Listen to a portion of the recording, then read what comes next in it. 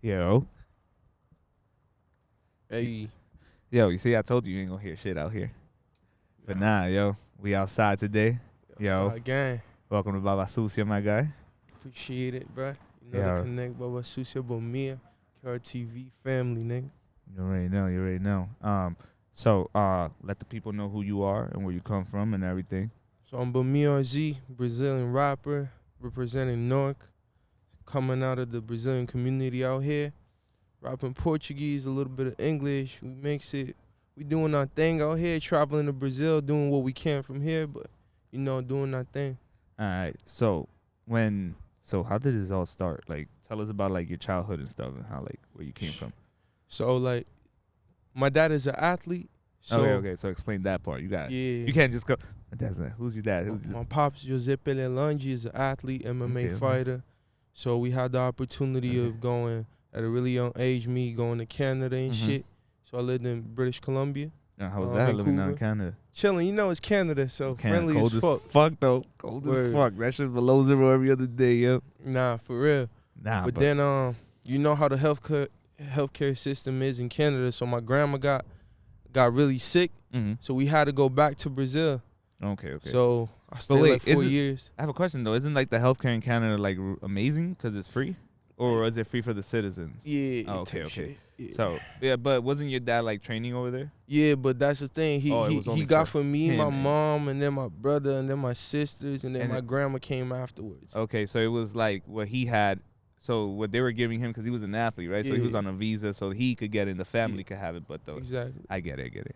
So explain that part to me. How was it growing up with a father who's a fighter, and like you just completely transferred into music, and you just decided to be like, yo, I'm not gonna crack some people's skulls and shit. Like, when did you just decide to do that? We be doing both, but like okay. I love music like that. Okay. It's just great, you know, like especially because martial arts, you learn how to deal with anger and having the other part of like mixing, having violence too inside of the family, but mixing with a little bit of martial arts coming from people before me. Yeah. So, cause I'm not much knowledgeable, but like, bro, you start off with that and like just being in the martial arts and all that shit and learning how to do that. How was like learning how to like pick up on all that? How was that? Since I was a baby, I was already throwing jabs and so shit. what was your dad's main style, I guess, discipline of fight? Like what was it's like Muay Thai. It's Muay like Thai? a boxing but with knees, elbows, you feel me? That crazy shit. I was more into so like he was wrestling. actually pound for pound of the world, won against a couple of USC champions and shit. Like who? Yeah, like Matt Hughes, the biggest welterweight. Yeah. He fought against Chuck Matt Liddell, Pat Chuck Liddell's Miletich, retarded ass, yo. who else? Dave Manet, That's Pat crazy. Miletich, yeah. That's crazy. But, So how come like Anderson Silva, he won twice on Muay Thai as well. for real? Yeah. Well, Anderson, yo, shit, yo, shit, that's dope as fuck, yo. But so how was it for you growing up though? Like how was everything for you? Like as a kid growing up, was it like difficult at times? Like you was just like, damn, like hold up. Like was it difficult not seeing your pops and stuff because he was training or he was gone? Oh at yeah, times? he was always gone, and then grown people like I was 9, 12, not even 12, 14-year-old kids would always be like, oh, your dad a fighter, so let's go. So I had to deal with that a lot, bro. By yourself and shit, Yeah, right? That like, was probably mad uncomfortable. And I've been tall, always been tall, so like older kids would always trying to catch a fade and shit. Were you always like this tall and shit too? Like as a kid? Not this tall. I started getting crazy tall when I was like 15, bro. You probably were like, what the fuck? Yeah, that's when I saw it. I was like, damn. But nah, yo, so like going into like more into like yourself and stuff like that too. So is that like, so those times that you're by yourself and you was like, yo, like I'm not trying to fight, like that's not my type of style. That's when you realize like, oh, I'm into this music stuff. And when did you discover that? What it really happened was when my grandma died, bro. So I started writing poems. I was like 13. Just nothing to do, not wanting to go outside, play soccer like every Brazilian kid. But like, so I just stayed and I was like writing and shit. I always liked this rap group called Racionais, Pac, Biggie, you feel me? All like. Who's the first group you said? Racionais is a Brazilian. They're like 30 years. Niggas from NWA know them. Like they've been recording at Quad Studios since the fucking 90s. Like you feel me? Makes sense. So they actually build like that and respected around the world. So I really like what is hip hop, rhythm and poetry, right? Like back then, what it really was So I started off like that. Okay. Then I started putting beats and shit, posted on Facebook. People said it was valid. I just continued. So let me ask you a question. Like, so you said like when you were making music, and so I'm guessing your grandma was like a big influence in your life. Oh yeah, she was like. So she was probably, I think, oldest. when Pops was training and shit like that, she was the one there cooking and making. I mean, she was a a really sick woman. You Mhm. feel me? Not only from physically but mentally Mhm. saying, but it was mad love. You feel me? It's Yeah. like she was the oldest one. Yeah. It's just grandma. You know how it is, bro. Like, Yeah, Grams. yeah. But you know, after that, I just took all the negativity that could be from a death and just started. That's why I fuck with more now. Not that I fuck more with it, but hip hop nowadays, it lets you do whatever you want. You understand? You could really rap about whatever you want. Also, Not that like- before you couldn't, Yeah. but you needed to know what you was putting on your pen. You feel me? And I feel like now the genre of like hip hop has grown due to the simple fact that like there's so many other styles of hip hop, not just like American hip hop, how it used to be like back in the 90s, early 2000s, and even up until like the late 10s and shit too. I feel like now hip hop has become like such a like booming force that like hip hop is everywhere. Like you cannot not Hell yeah. listen to hip hop. You know what I mean? Yeah. So like, when was it the first time that you heard hip hop that you were like, yo, oh shit, this is what I like to hear. Oh shit, yeah. So from what I remember, Mm-hmm. it was a mix, bro. So I remember listening to like Tupac greatest hits, cause like the CD and shit. Mm-hmm. But when I learned what it was, I was like 6, 7. With Soulja Boy and Chris Brown was like, it's crazy to say that. Soulja Boy, nah, nigga, hold up, Soulja Boy, bro. I'm gonna give Soulja Boy his flowers because Soulja Boy came around the you came around when I was like literally at a point in my life where I was like that shit was influential in my mind. That's So, what I'm saying. Soulja Boy was a big like Soulja Boy was that nigga. And then I wanted to be dressing just like him, having the shades just like him, bro. Just like using the hat just like him. And you had Chris Brown too, you know, like yeah. So it was a mix and all of that. Let me tell you a little short fun fact. You know, I grew up with that nigga, but that nigga grew up in my town. Oh, word? Yeah, for like 1 year he was in my school. Like people would tell me, like literally the year before I came in, he was living there, and then he just moved right out, and then Ronnie came out. Shit crazy. He was dancing on the hall and all that. Yeah. Like his grandma lived in my old neighborhood, and then he moved out. But yeah, that's like a little fun fact. And he came to play basketball once in my town, and he like lost his earring and shit, and never came back. Not in Jersey though, right? No, in Jersey. Oh, he He lived lived in Jersey. Palisades Park. Palisades Park. That Like shit where all the crazy. Asian people live at and shit. That's where he lived at. He lived there for a little bit, so y'all know that. Every famous person gets moved out there, just so you know that. Like, Word. if you ever get famous, they'll probably put you out there because it's closer to get to the city. Type shit. Yeah, no, it's not even Hoping, type shit. It's like my kids go out 10 there. minutes. 10 minutes type shit to the city. That's fire.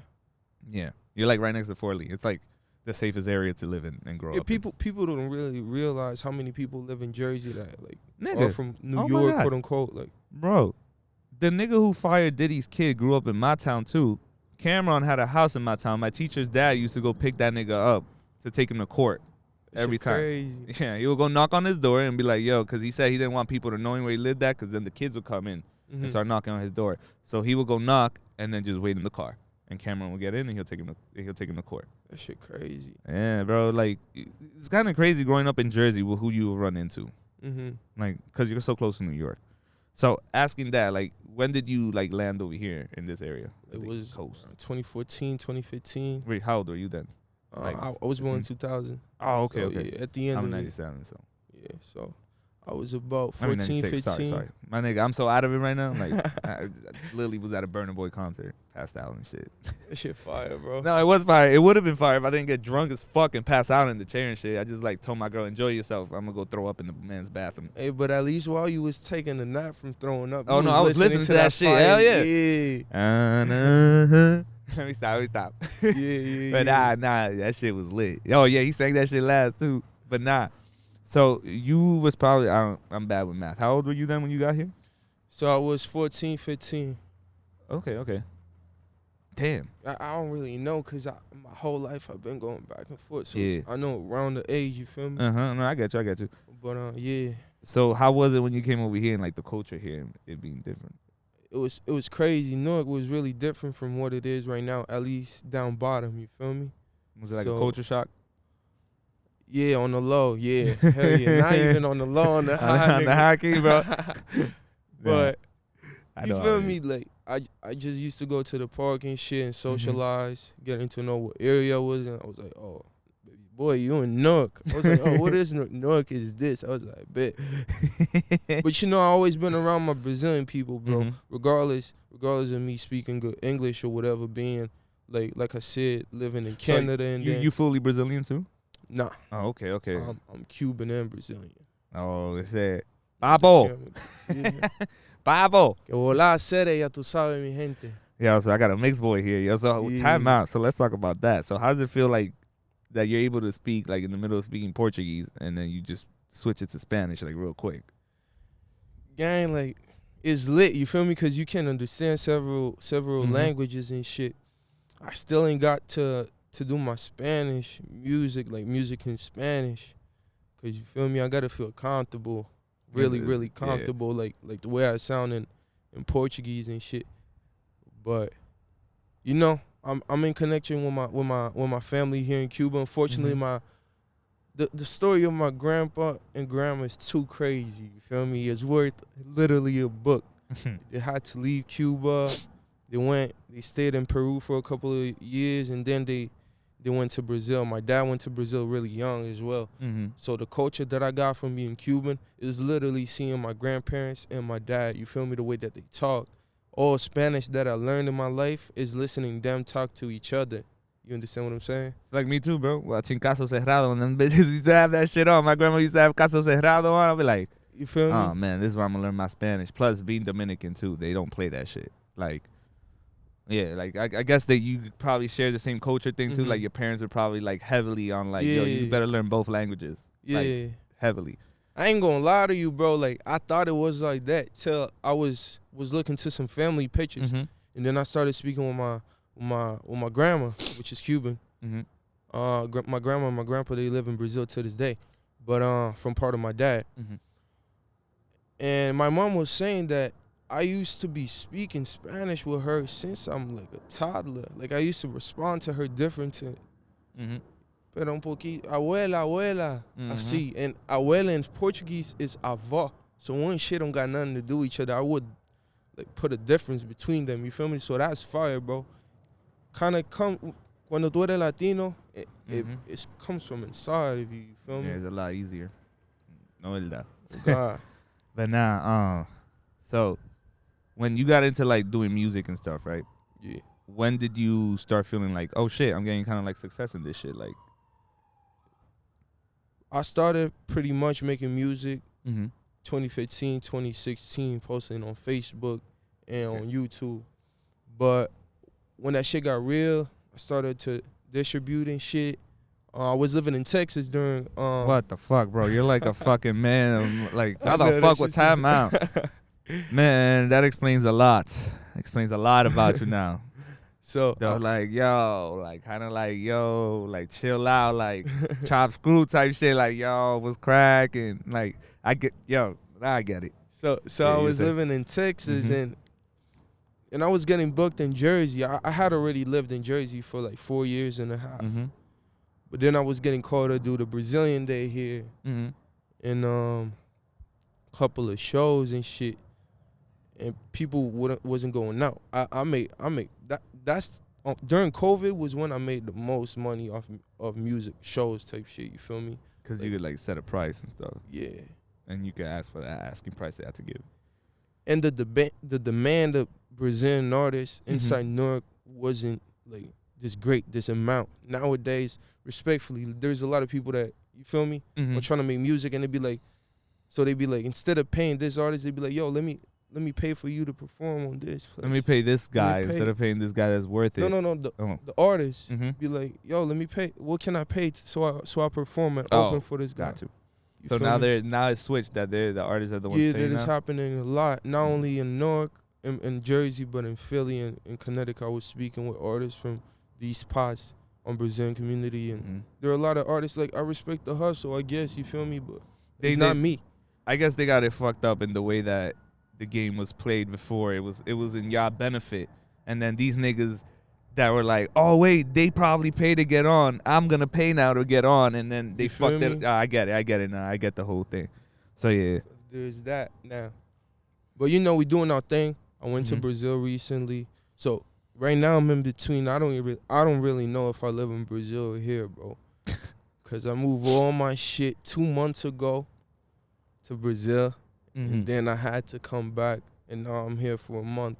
But I don't got my shit. Like, I paid hella extra bags because I thought I was gonna move to Brazil for good. So I paid hella extra bags, like 3 extra. Who the fuck told you you're gonna be living anywhere? You're an artist. Y'all never have a house, bro. Y'all have townhouses everywhere, nigga. The fuck, like, dude, you're a superstar. You gotta understand. You're in the process of becoming a superstar, and when you're becoming a superstar, you're never gonna really have a place to live at for like the first maybe like 5 to 6 years you getting on, because you're gonna be traveling and doing all that work. Shit. Hell yeah, nigga. And then like when you do relax, it's like I'm not really relaxing because it's like, you know, you're relaxing on vacation, but you're gonna go do a show somewhere, nigga. You're gonna get the itch. Hell yeah. You're gonna go do a show.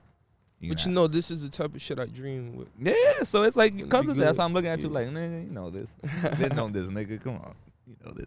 But nah. So yeah, you were saying, so like, how has it been now with this transition of being able to, like, yo, I'm going to Brazil to make music. I'm coming back to America. What the fuck, bro? Just the fact of leaving America and being able to come back is great. You feel me? Keep it 100. And you said, so nigga, I just thought about this. Like, you could do a show here for like a good ass amount, an undisclosed amount, and you go back home, and it's like, nigga, I get it. So, talk to me about that, like just being able to do that transition. Bro, it's lit. And when you tap in with the right people, like on the city or whatever you go in, São Paulo, or even my city, Curitiba, Rio de Janeiro, Minas, anywhere, when you tap in, or it could be anywhere in the world, Tokyo, Dubai, you feel me? When you tap in with the right people, bro, you just get lit and you comfortable. It's like you home, you feel me? So, like, it's just great, bro, being able to do this transition between being here in Newark, that I consider my city already, and then my city in Brazil and other cities in Brazil and shit. It's perfect, bro. First of all, it's been a blessing, the fact that I could go back and forth. That's a blessing for me, bro. And you feel me? Like, every first generation immigrants living here in America know that this is the goal, you feel me? Like, quote unquote American dream shit. So it's just a blessing that we got this, and now I'm searching for my dream, not only the American, but now is able to me to chase my dream. You feel me, gang? Chase the dream over there too, bro. So now that you're able to do those transitions and stuff, how easy is it for you to, like, or not easy? Let me ask it like this instead. Is it better now to, like, be able to go to Brazil and come back and forth, but be able to, like, get your money here and then go back to Brazil and stuff, right? Is it easier to, like, contact an artist from over there that's popping, like an Anita, for example? I'm just giving an example. Like, is it easier to, like, contact them, or do they act more bougie? Like, no, I'm just saying, that's like, impossible. No, I'm just giving, like, an example. It's like an example. Yeah, like, yeah. I know it's impossible, but, like, I'm just saying, like, there's like a nigga that's popping out here, DM Taylor Swift. You feel me? Or Rihanna. Well, I wouldn't doubt it. Like, look, man, yo, my plain old sister was hanging out with Ice Spice, like, a long time ago, like a while back, and they went to, like, an award show together. And my sister don't do none of that shit. My sister works as, like, she does, like, she works at Columbia Hospital. So, like, nigga, like, you know what I'm saying? So at the end of the day, nothing's really impossible. You could, like, literally wake up one day. Just found out that's my path to meet Shorty now, gang. You know, hey, Ice Spice, quem sabe vida. This guy, yo. Yeah, Ice Spice is fire. But, like, you know what I'm saying? So you can never really say never, but what artists have you worked with over there, like, in Brazil and stuff? So I'm working right now with Clean a lot on No Fake Trap, record label that recently opened right now. Clean was the person who made Hikaiji Mob is, like, the most famous group. And they're like ASAP Mob from Brazil, so he's the creator of it. You feel me? They have nowadays these same groups. They kind of kick him out on some fuck shit because they want to renew it. In the sense, so he got out of it. But I'm working with him. Vance as well is a Brazilian artist that was popping, like, during COVID as well. He was going crazy, like tens of millions of views. He's living right now more to the south of the U.S. now. Been working with these artists a lot. people from my city mostly. I'm really close, bro. You feel me? It's just like clean. Like this guy, he's big already, and he came with an energy of like helping me out. You feel me? So the first feature we made, I was the only feature on his mixtape. You understand? Oh, shit. So that shit was big. Then I dropped, and then at the same time, when I did the feature with him, I had just won the first award out here in the U.S. for Brazilian artists. Whoever won with the best song would win a music video and a producing. So I won that shit, and then I did the feature with him. So I was going crazy, and he helped me. You feel me? Now we went there, we recorded. I linked with him on his city. I just got a question. That award show, what was that? That was an award for like the best artist, or what was it for? Pretty much for the best song.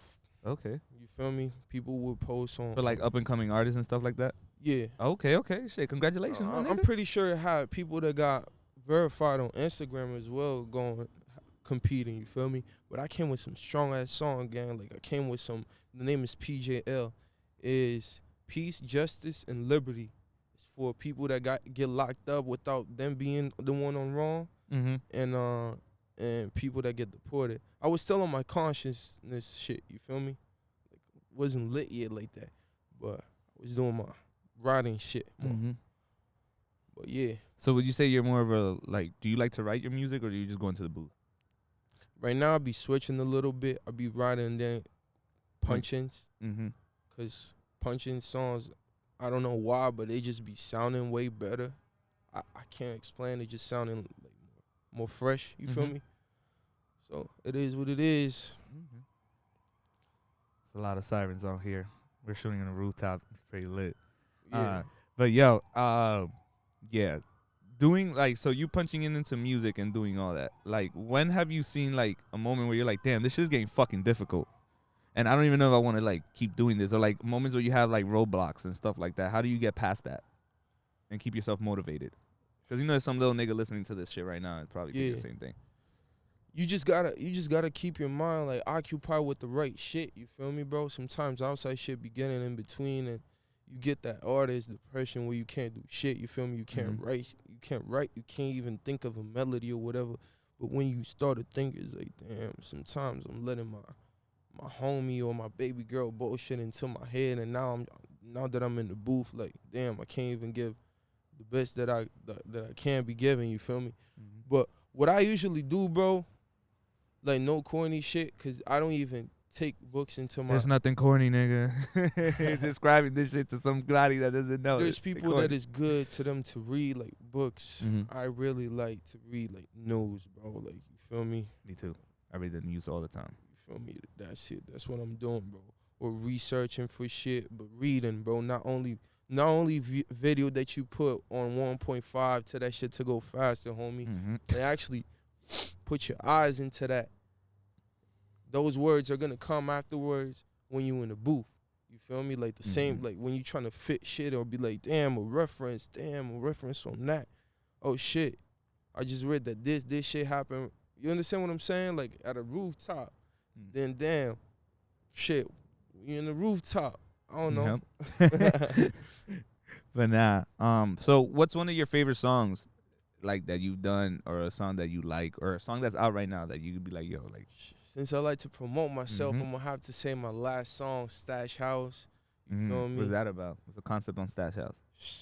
We already know, but like, yo, that was a little bit. You feel me? It talks about Stash House, but it talks about everything, bro. Like money, snitching, a lot it talks about, and just keeping it real. You feel me? Whatever you live is what you put on lyrics. And if you writing about another person's song, bro, never like be sure you put out there. You feel me? Because I know there's artists that be singing the homies story. You feel me? And homies be fucking with that. Hell yeah. It's like corrido, my nigga. Like corrido Mexican music. It's kind of the same thing. They'll be like, yo, I need you to start talking about us and so shit. You feel me? So we all do that, you feel me? Because homies be with us every day. So we go on to obviously not incriminating ourselves, because that's what happens a lot. Yeah. Just saying what's up, what's going on. But you know, bro, just keeping your mind going back to that, to the young and listening. Só mantém tua mente ocupada, tá ligado? Mantém tua mente ocupada. Lê os bagulho, lê notícias se você não gosta de ler livro. Entra na internet, procura conteúdo inteligente, não bobaiada. Que quando você chega, sometimes we make songs for party, but bro, you gotta be spinning facts, you feel me? Not every song is for a party. You feel me? You gotta always be able to spit facts and shit. Cause I get you. It has to be something, for both. So how are you able to go in the booth and be able to be like, yo, I'm gonna make a serious song today, and tonight I'm gonna make or another day you go and you're like, nah, I feel like making a party song. How does it happen? From time to time, sometimes I get too lit, so I'll be like, damn, I gotta write some shit that is gonna make them niggas have goosebumps in Florida, has goosebumps in Cali, they have goosebumps in fucking Portugal.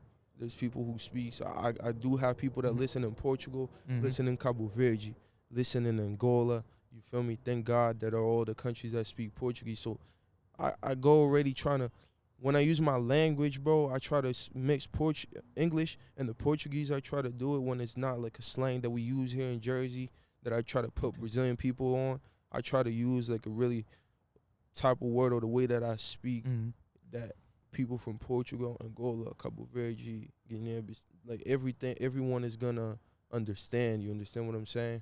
Because I really like the connection, bro. It's like people, they try to separate, like the European, they try to, on the low, they try to separate every country, like, you feel me? For example, every Latin country, you feel me? It should be, in my opinion, should be just like Brazil, one big country, gang, you feel me? I'm not gonna get into that, but they just divide it into little states and shit. So I try to communicate in a way that all of my people are gonna understand in future, and my Cuban people as well, because I owe in that, you feel me? It's just on my blood. Okay. Yeah, because it's kind of cold up here, right? We're not going to keep you here for too long because I want you to get sick. You got shows and shit to go do.